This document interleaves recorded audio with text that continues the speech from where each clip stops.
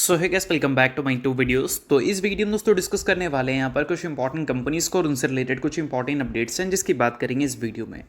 तो चलिए दोस्तों वीडियो की शुरुआत करते हैं। सबसे पहली कंपनी की बात करते हैं। पहली कंपनी का नाम है केपीआई ग्रीन एनर्जी लिमिटेड।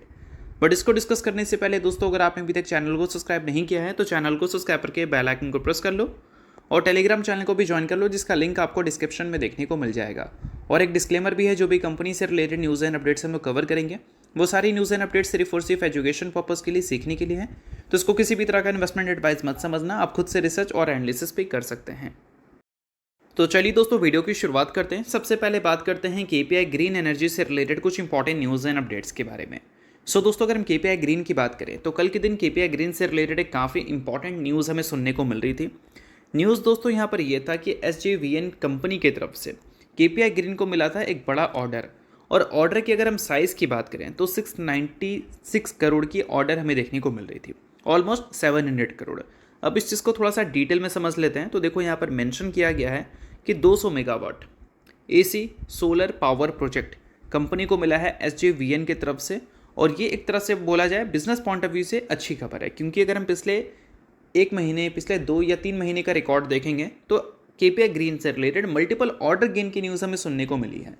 और जिस कंपनी को ज़्यादा ऑर्डर्स मिले हैं उस कंपनी ने अच्छे रेवेन्यू एंड अच्छे प्रॉफिट ग्रोथ भी दिखाए हैं। अगर हम रिन्यूएबल सेक्टर की बात करें तो उस केस के हिसाब से देखा जाए तो ये बिजनेस पॉइंट ऑफ व्यू से, ग्रोथ पॉइंट ऑफ व्यू से काफ़ी अच्छी खबर हो गई। बट इसके अलावा दोस्तों एक और खबर इस कंपनी से रिलेटेड निकल के आ रही है, जो कि इस कंपनी के शेयर होल्डिंग पैटर्न को लेकर है। अब इस कंपनी का लेटेस्ट Q2 का जो शेयर होल्डिंग पैटर्न है उसमें कंपनी की जो प्रमोटर का स्टेक है वह एज इट इज़ अनचेंज है। बट अगर हम FIS की बात करें तो FIS ने पिछले क्वार्टर में अपने स्टेक्स को इंक्रीज़ किया था इस कंपनी में, और इस क्वार्टर में भी लगभग 0.9% से अपने स्टेक को इंक्रीज़ किया है इस कंपनी में। और अगर हम DIS की बात करें तो पिछले क्वार्टर में भी उन्होंने अपने स्टेक को कम किया था, पिछले क्वार्टर में भी कम किया था, और इस क्वार्टर में भी उन्होंने अपने स्टेक्स को कम ही किया है।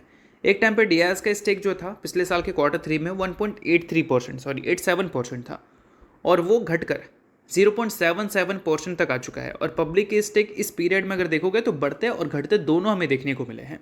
ठीक है, तो इन सारी चीज़ों को आप नोट कर सकते हैं। बट सबसे इंपॉर्टेंट बात, जब इस कंपनी के शेयर होल्डिंग पैटर्न में प्रमोटर की बात होती है तो वहाँ पर प्लेज की भी बात होती है, यानी कि कंपनी के प्रमोटर के स्टेक हमें गिरवी भी रहते हुए देखने को मिलते हैं। प्रमोटर अभी के टाइम पे 48.67% स्टेक ऑन कर रही है ना, बट कितने परसेंटेज कंपनी के प्रमोटर के स्टेक प्लेज में है उसकी भी बात कर लेते हैं। तो वो नंबर देखने को मिलता है 45.49%। यानी कि बोल सकते हो आप कि 48% स्टेक प्रमोटर का है ना, बट उसमें से 45% स्टेक प्रमोटर ने प्लेज कर रखा है। 3% ही स्टेक ऐसे है जो कि प्लेज में नहीं है, वो कंपनी के प्रमोटर खुद ही ओन करती है, कोई गिरवी नहीं दे रखी है। तो ये एक इस कंपनी का नेगेटिव पॉइंट दिखता है। बाकी इसके अलावा कंपनी के अगर नंबर्स की बात करें तो वो हमें अच्छे देखने को मिलते हैं। कंपनी के ऑर्डर बुक से रिलेटेड चीज़ों को देखोगे तो वो भी अच्छी दिखेगी। बस बैलेंस शीट में कंपनी के डेट को अगर देखोगे तो वो पिछले कुछ सालों में काफ़ी ज़्यादा तेज़ी से बढ़ते हुए दिखे हैं। तो इस चीज़ को आप नोट कर सकते हैं और प्रोमोटर के प्लेज वाले सिनेरियोज को नोट कर सकते हैं और उन सारी चीज़ों के बेसिस पे एनालिसिस कर सकते हैं। तो ये सारी चीज़ों को आप नोट कर सकते हैं। सभी चीज़ें सिर्फ और सिर्फ एजुकेशन पर्पज़ के लिए थी। अब दोस्तों वीडियो में आगे बढ़ने से पहले बात कर लेते हैं सेबी रजिस्टर्ड टेलीग्राम चैनल के बारे में, जिसको चाहो तो आप ज्वाइन कर सकते हो। अब ज्वाइन करने का सबसे बड़ा बेनिफिट क्या है वो मैं आपको समझा देता हूँ। देखो, मार्केट से रिलेटेड जो इंपॉर्टेंट एनालिसिस होते हैं वो आपको यहाँ पर देखने को मिलता है, वो भी बिल्कुल फ्री ऑफ कॉस्ट। उसके अलावा काफ़ी सारी कंपनी के चार्ट्स आपको देखने को मिलते हैं रेगुलर बेसिस पे, जो कि यूट्यूब पे तो अब आपको देखने को मिलेगा नहीं। तो वो सारी चीज़ें आपको टेलीग्राम में ही अपडेटेड देखने को मिल जाती हैं। और इसके अलावा दोस्तों सेबी रजिस्टर्ड टेलीग्राम चैनल है, तो यहाँ पर आपको काफ़ी सारे कॉल्स वगैरह भी देखने को मिलते हैं, जिसका भी बेनिफिट आप ले सकते हैं। पास्ट में जो कॉल्स वगैरह यहाँ पर देखने को मिले थे उसकी परफॉर्मेंस भी हमें काफ़ी अच्छी देखने को मिली थी, जिसको आप चाहो तो नोट डाउन कर सकते हैं। और साथ में दोस्तों यहाँ पर लाइव आकर जो भी आपके डाउट्स एंड क्वेरीज हैं वो भी क्लियर किया जाता है। तो लिंक इसका आपको डिस्क्रिप्शन में देखने को मिल जाएगा। लिंक के थ्रू जाकर आप सेबी रजिस्टर्ड टेलीग्राम चैनल को ज्वाइन कर लेना।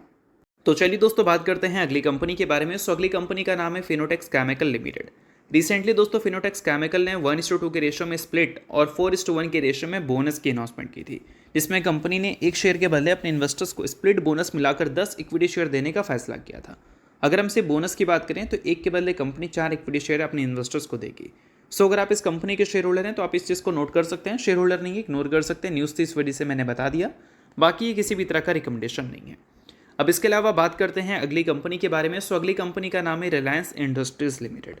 दोस्तों अगर हम रिलायंस इंडस्ट्रीज़ की बात करें तो फिलहाल इस कंपनी से रिलेटेड सबसे बड़ी खबर यहाँ पर यह है कि इस कंपनी ने कल के दिन अपने Q2 के अर्निंग्स को रिपोर्ट कर दिया है।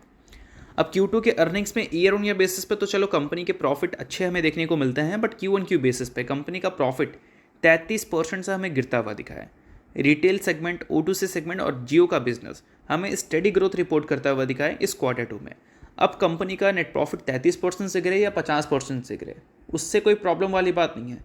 प्रॉब्लम वाली बात तब होती है जब मार्केट के एक्सपेक्टेशंस के हिसाब से चीज़ें हमें देखने को ना मिले। अब देखो दोस्तों, मार्केट को रिलायंस इंडस्ट्रीज़ के बारे में सब कुछ पता होता है कि कंपनी के नंबर्स हमें कैसे देखने को मिलेंगे। तो कभी आपको ऐसे देखने को नहीं मिलेगा कि मार्केट 20,000 करोड़ की एक्सपेक्टेशन इस कंपनी के नेट प्रॉफिट से कर रही है और कंपनी ने 12,000 करोड़ रिपोर्ट किया। हो सकता है कि एक्सपेक्टेशन कंपनी मिस कर दे, 19,000 करोड़ कर दे, बट बहुत बड़ा गैप आपको देखने को नहीं मिलता।